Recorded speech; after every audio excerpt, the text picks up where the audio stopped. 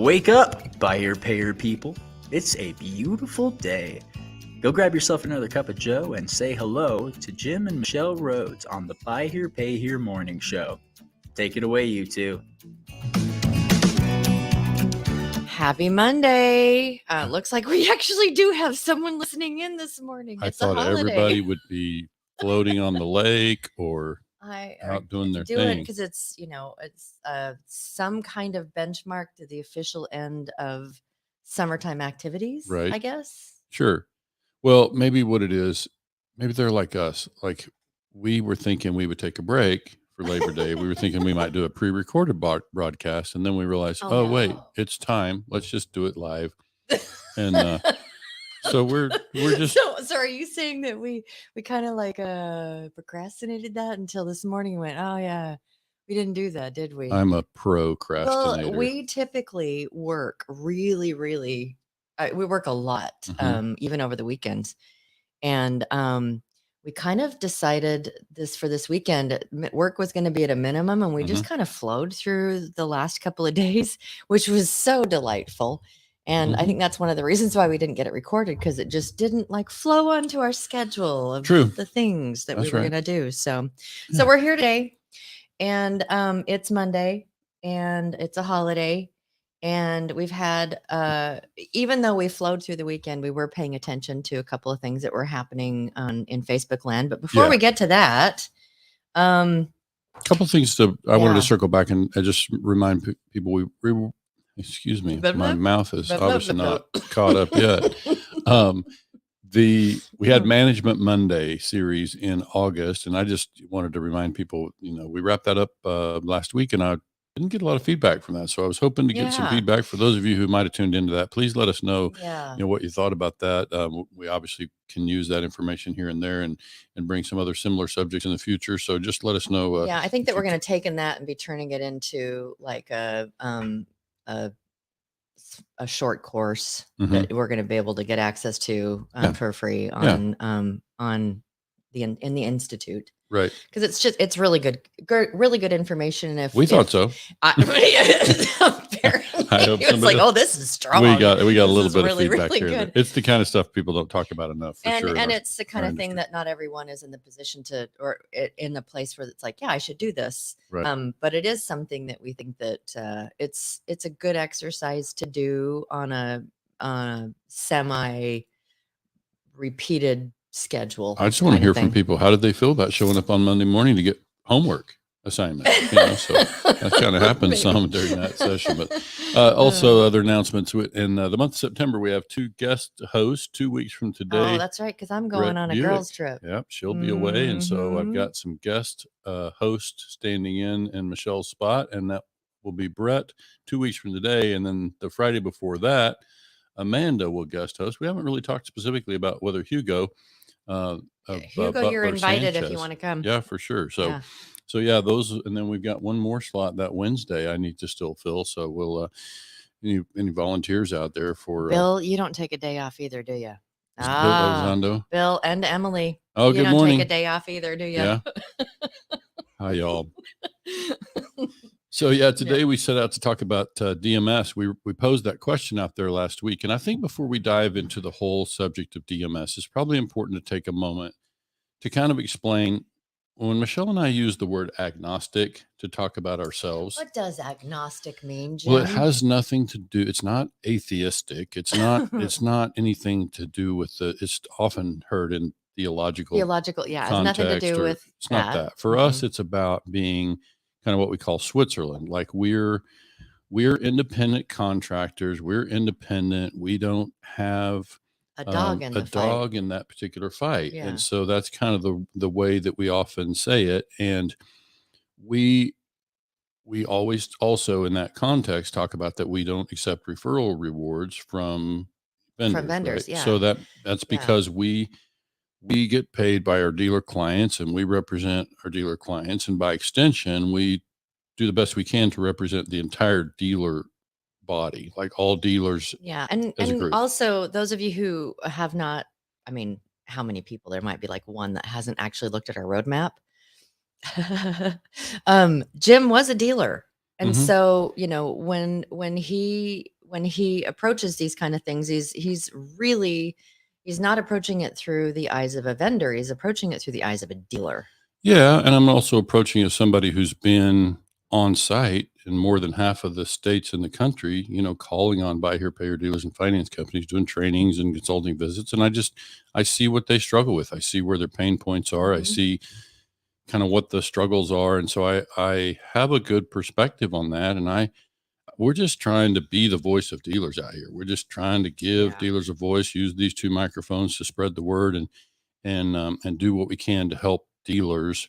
So that's what we mean by being agnostic in the industry is we don't have allegiances with the software people. We also don't pick on them. Like we're not out here Mhm. to pick on anybody. We're just trying to help all dealers have a better experience. And through that, we'd like to see their consumers have a better experience. But on the software side, this really what I raised the question about. There was something that came up last week that somebody posted. There was a problem in a DMS. And so we're not, again, We're not not here to naming name names. We're it. Yeah. not, none Yeah. of that. It's just like when you take a 10,000-foot view Mhm. at this issue, it encompasses a couple of other things that we should be looking at in a whole. Right. And it's not about bad on you or bad on you. It's like, as dealers, Yeah. what are the things that we should know?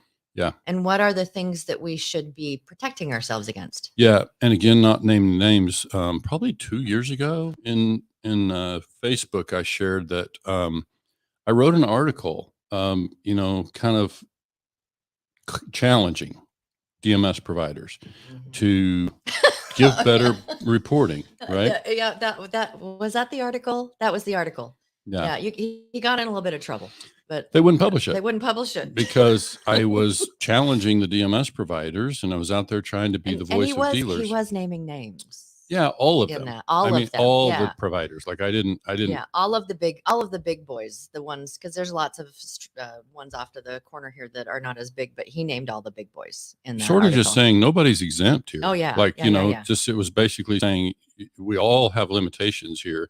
And I was just saying the providers in this industry, the DMS providers, really, and this has been part of a thread in Facebook recently, which is not just me saying this. It's like what it sometimes feels like the DMS providers don't really know the space. Like they never have Yeah. really worked in dealerships. And let us say, like I said, agnostic. Mhm. And that there may be some here or there that I mean, not all DMSs are the same, and some may have a better understanding of certain things than other things. True. But this is just like in the industry in general. Yeah. So we're not like pinpointing any specific DMS. Most people, but most dealers yeah. say, look, none of them are perfect. They all have their shortcomings. Some You of just them gotta do find some the one that things works well. best for you. Yeah. It's just that. So in my article a couple years ago, it was really about, at that time was about reporting. Now today we want to talk about dealers' data, which is, kind of related things. Like you need to be able to, manage your data in a way that you can get So good talk about performance data. reports. I mean, like, give me a good example for people that are new Okay. in buy here, pay here.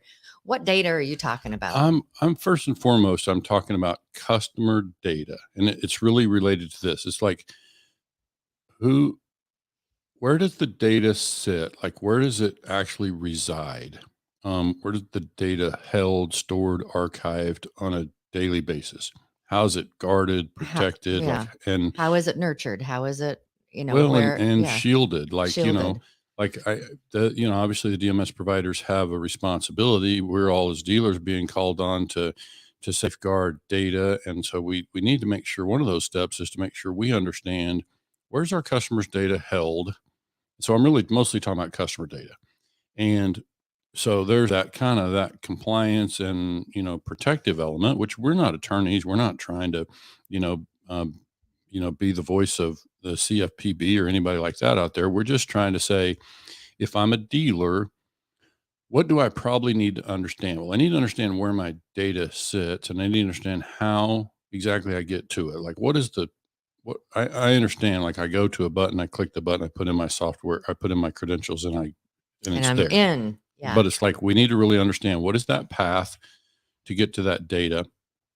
And then it's also for me about if you have an outage, which, it was pointed out that, outages can happen. Like Yeah. even the big players can have outages.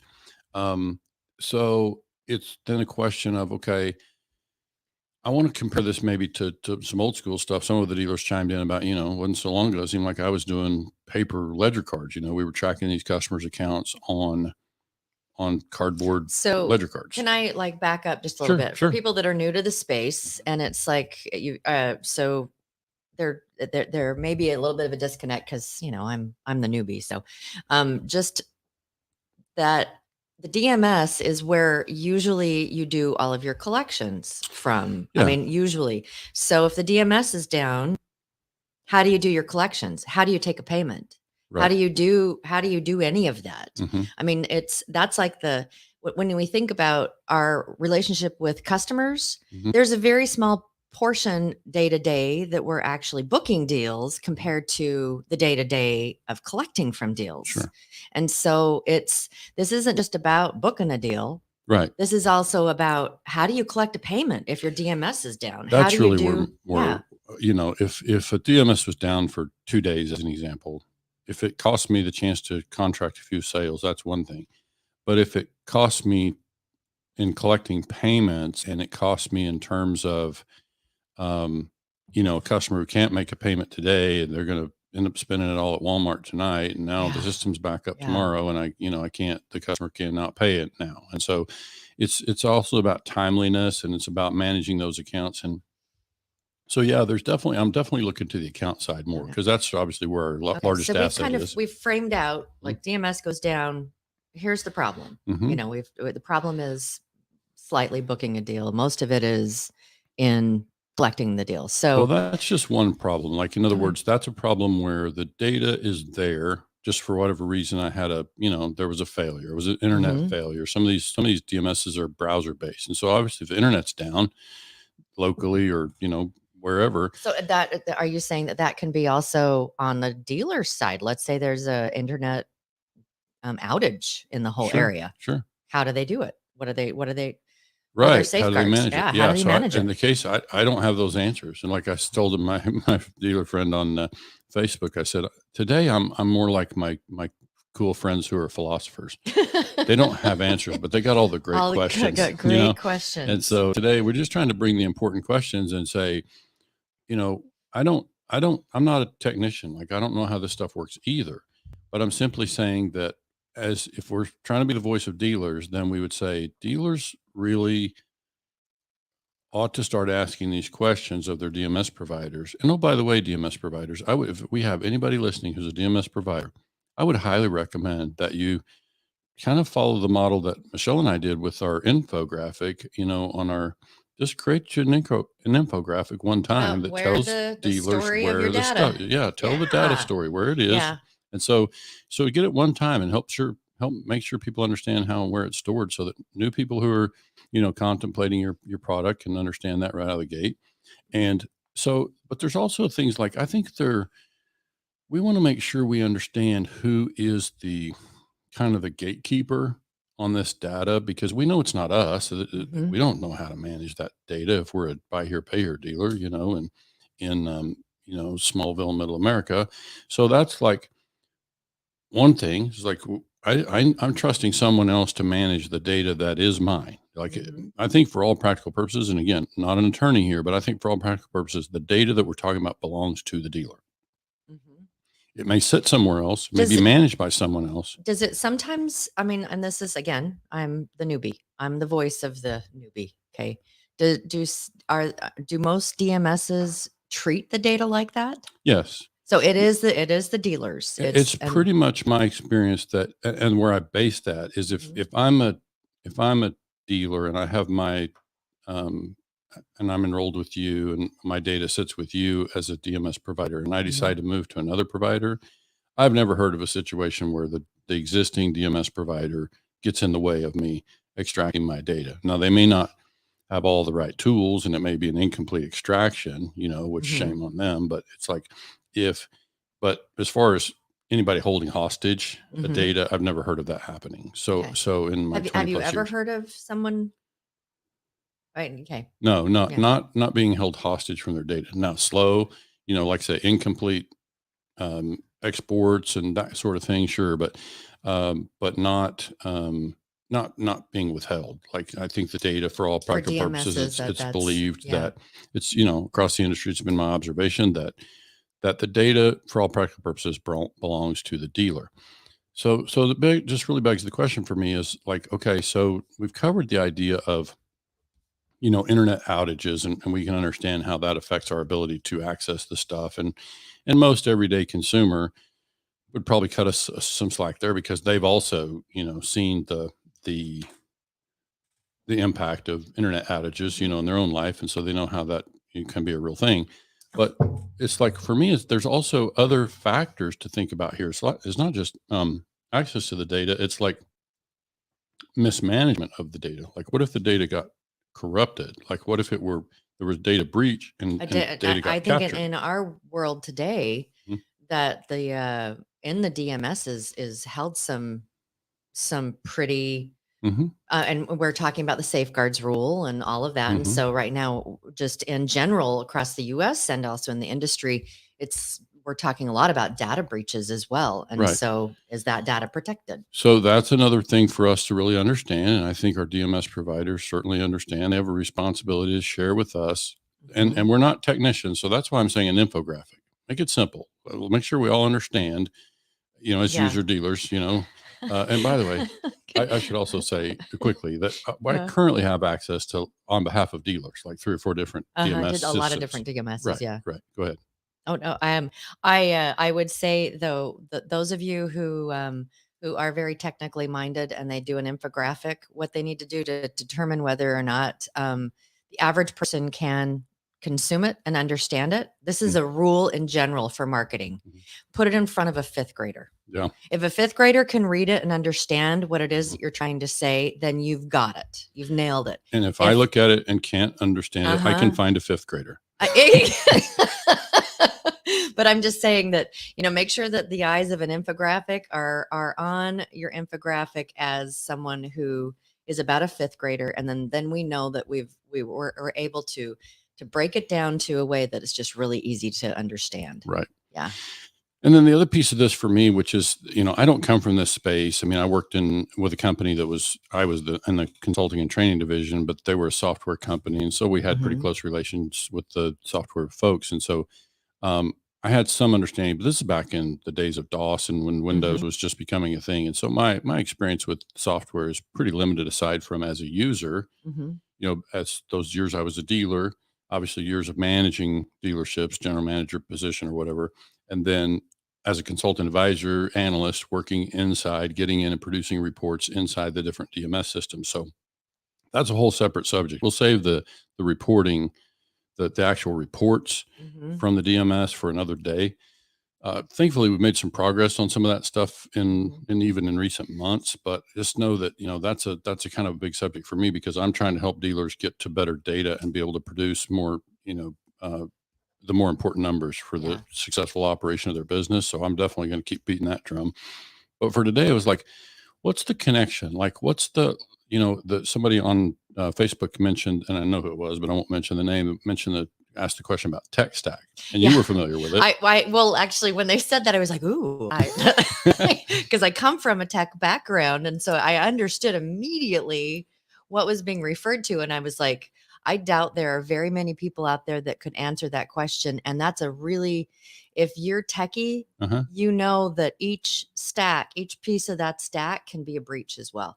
Yeah, yeah. So this is why I'm saying let's be more public. I think this is where we're just asking on behalf of dealers when you create your infographic, if you're going to follow our suggestion, put that tech stack in there too. Let us know kind of how this thing Mhm. is all tied together Yep. because it'll let us decide for ourselves as dealers. We can obviously seek counsel and get information, but we do know that DMS providers have a responsibility to guard Yeah. that data and it's not just guard it from breaches. Like, even if it got stolen or copied, you'd likely still have your data intact, but it's Mhm. just been compromised. But then there's also the matter of just mishandling data. We heard a horror story on Facebook about somebody who woke up to find 200 accounts missing and they had to reload them all basically. So, that's a nightmare scenario. And so Oh you yeah, think, I think that yeah, was that Carrie? That yeah, was Carrie. yeah, I'm naming names. Sorry, Carrie. yeah. So, so it's like, there are scenarios there where we just have to be aware and kind of, where's the responsibility? What Mhm. do you, and listen, to the extent you bear responsibility as a dealer, accept responsibility for it and go find Yeah. out. So what we're asking you today is just take time to learn, To make learn time soon to because learn. it's important as a dealer, and there's so many things that you've got coming at you, and it's like, Mhm. I don't have time. This is an important thing to understand Right. and to be aware of, and to know, like, what are the steps, how Mhm. is this being done, what do I do if, Sure. because what we kind of heard through the course of the social media streams about this question of what happened last week Mhm. is that a lot of people are like, I don't know, Right. I have no idea Sure. what do I do. And it's kind of like, to me, as the novice, is, we live in Florida. Mhm. Every building has or even like if you go to the tornado belt, every main building has a tornado plan posted somewhere. In case of tornado, Mhm. this is where you go and what you do. Mhm. And I can tell you, if you're a newbie and you aren't familiar with Tornado Alley, Mhm. and you're there visiting for a work trip, you're dang grateful that they have those Yeah. in, because I mean, obviously, if there's no tornado, you're never going to look at it and it's not going to be a problem. But when something does happen, Right. it's like, oh, okay, Right. this is what I do. Sure. So what we're asking is for DMSs to help with that, and also for dealers to be aware. Right. What are the things? Where do I go? What do I do?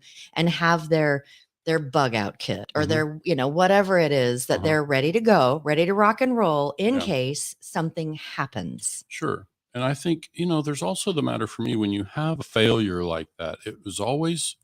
Um, it was always my observation that,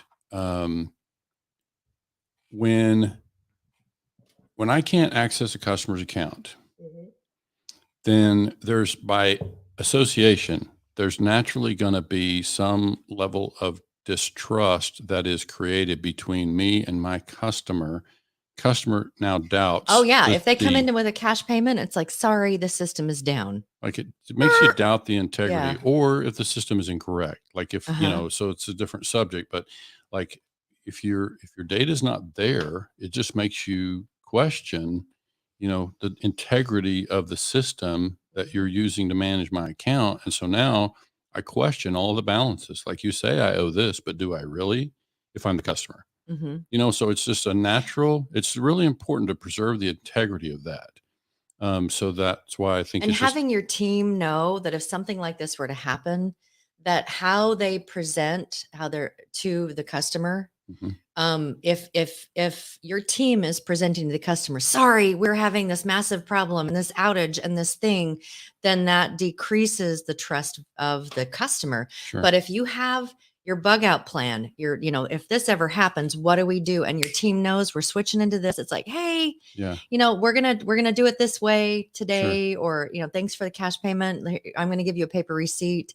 And like, nothing, not skipping a beat. And if they ask, let's just say we're doing some whatever. And Yeah. there's, there, and like, you don't want to lie to them, but you don't want to have them come in and it's like you're in DEFCON 5. Right. What do we do? Everyone's running around like, oh, it's a bad thing, kind of Right. thing. Sure. But have a plan. Yeah.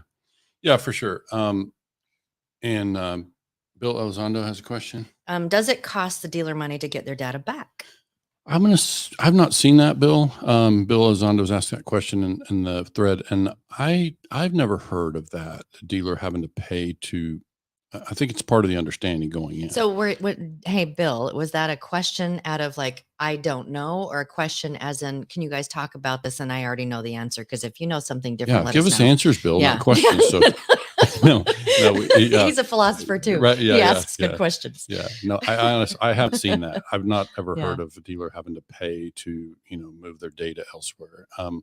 But it's or to get it back. yeah, that would obviously be That would be like a story. ransom thing. Oh, Yeah. were you talking about ransoming your data? I don't Yeah, think right. that's ever happened. Yeah, I've never seen Yeah. that, but and I've never seen an exit clause where they had to pay Yeah. something to get the Yeah, data yeah, back. yeah. But it's kind of part of the deal. But and I also might throw in here, while I'm not suggesting this applies to anybody currently in our industry, but in my career, I have known of DMS providers to come and go. So what are the scenarios when a DMS provider does exit? What's the scenario? They foreclosure, who knows? I don't know what happened, but investor stopped funding it, Oh, whatever. And so now what happens is, where does it go from there? It's like, I just think we really need to understand where the stuff lives and how and who kind of holds the keys to it, so that we can make sure we know how it affects our yeah. business if they should falter. So Bill replied, I have the answer. Yes, they do on occasion. Can you give us an example of an occasion? I mean, Not a name, not not a a DMS. name, but if you can, that would be fantastic, so that we kind of understand the context of Sure. when this might happen. Sounds like another important thing for It dealers to does. know, It because does. yeah, they just definitely need to know, because I think dealers need to have the mobility of, if they should make a decision to make a move, how does that look? If another software should come along that has Mhm. all the right bells and whistles, and I decide to make a switch, I just need to know what it looks like. Yeah. Like, where's my data? How do I get to it?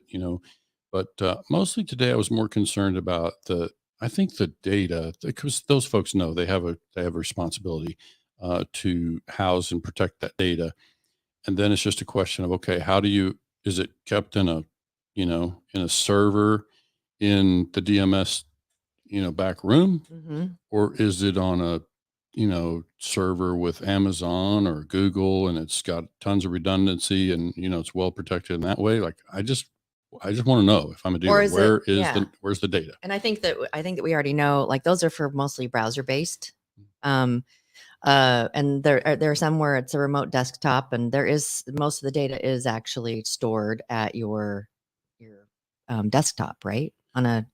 No, I don't think. Well, I heard somebody on Facebook say that they still had theirs locally, and that they Mhm. actually back their stuff up locally. That's Mhm. really uncommon these days. I would say that Mhm. more often it's a remote desktop connection. So you might give me a remote desktop connection, and I'm connecting to a server, Oh, okay. but I have no idea where that server is. Like, I don't know where the server physically resides.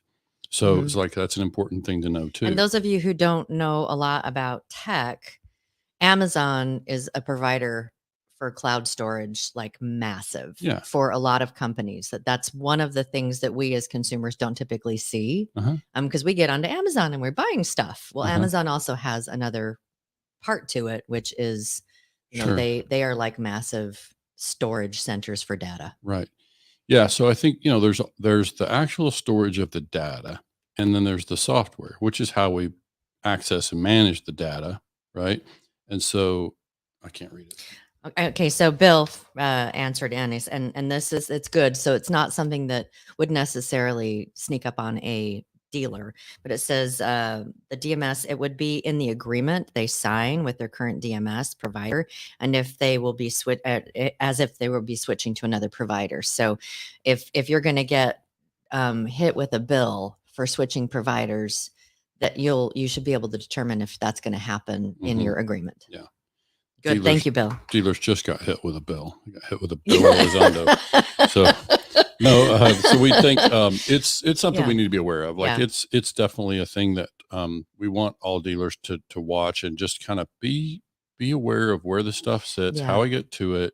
Yeah. And like I say, I think this whole thing about a server, it wasn't so long ago that this, a server was, it was kind of, you were proud to have a server that managed all of your dealers' data, maybe in one place, but like, it still physically resided somewhere, and somebody had to manage the server. And if the Mhm. server went down, you had a problem. Just like Mhm. if a C drive, a hard drive in your computer went down, Mhm. if that hardware went down, we had a problem. Well, you mentioned cloud. I'd like to assume that all the people that we're working with also have whatever data is on a local server is also out there somewhere on the Mhm. cloud, but I don't want to assume that. I Yeah. want to know.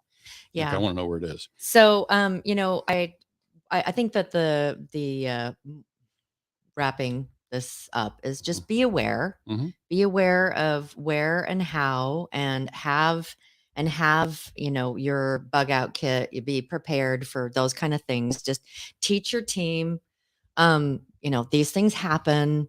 And so when they do, the last thing in the world we want to do is to have it look like we're in DEFCON 5 within the dealership, because then that erodes their trust in your ability to that all the stuff is safe. And then the other thing that, bug out plan, all of that. So for those of you not familiar with bug out, I think you can Google it. It's probably like a survivalist. It's term, like, so. yeah, it's like a survivalist thing. So it's like you have a plan. It's like that tornado plan that's posted in the I think in hotel. Oklahoma they just told us to scream and run east. I don't know what that's. Is that what you mean by a plan? Maybe Scream and run east. Scream and But we've talked about this in regards to DMSs. And so we ask dealers as well to, any other providers that actually are holding your information or holding your customers' information, put them through the same test. It's like, what do we do if? What do we do if? Because there's a lot of other providers that layer on top of or in parallel with the DMSs. And so what if those go down? What if you lose access to your data in that? What does that look like as well? And I would just say, if I'm advising a dealer and I give them this list of questions to go ask their DMS provider, and if the DMS provider gets frustrated and doesn't really want to answer the questions, I'd say you know who's not your DMS provider now. Yeah, so it's like you can't get frustrated with the dealers. Dealers have a right to know where the data is going to be.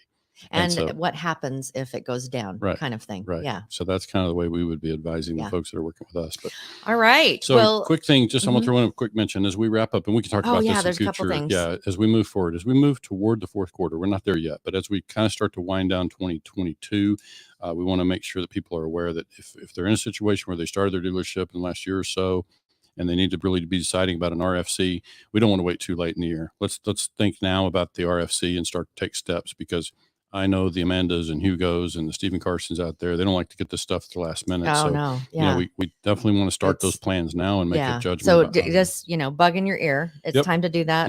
Also, we're going to be pretty soon here coming up is starting to talk about planning for your holiday collections, especially for those of you that are newer in the space. That is a reality. And dealers know that holiday can be a difficult time to collect. So we're going to offer you some preemptive and proactive ways. And then one other thing before we let you go is that don't forget October 19th. If you have not put that on your calendar, be there or be square. You need to write that on your calendar, that this is something that you don't make appointments during that day that are outside of just running the day-to-day operations for your dealership. We are doing a live event with Mr. Tommy Brandis at his dealership in Quakertown, Pennsylvania. It's going to be pretty much the balance of the day, and it will be broadcast live on our soft launch of BHPH Nation Every TV. session at the top of the hour will start live, and so we will be releasing the agenda soon. And we're going to have probably six to eight sessions. Yeah. And so that agenda should be coming out probably this week. And so we'll be posting that and letting you all know about that, but put it on your calendar, because we know that it's like, oh, that's all the way out there. Well, dates fill up. And so put it on your calendar, circle it with your highlighter. It's and what it's called, I didn't even say what it's called. It's a Buy Here, Pay Here regional town hall. And so, we were really excited when Tommy approached us and said, hey, do you think, because we're good friends, hey, do you think that we could maybe do something like this? And we're like, heck yeah, let's do it. So, October 19th, we're going to have a lot of fun. So, all right, everybody, thanks so much for tuning in. Hopefully, go back and enjoy your labor. Yeah. Why are you listening? Yeah. Why aren't you floating on the water somewhere? Well, we appreciate those that are listening live, and we know that many of our listeners listen after the fact on any of the syndicated podcast stations we're all across the board. You can also find us on YouTube. Mhm. And yeah, so enjoy the rest of your holiday, and don't forget, write your plan. Right. All Yep. right. Have a good one. Thanks, guys.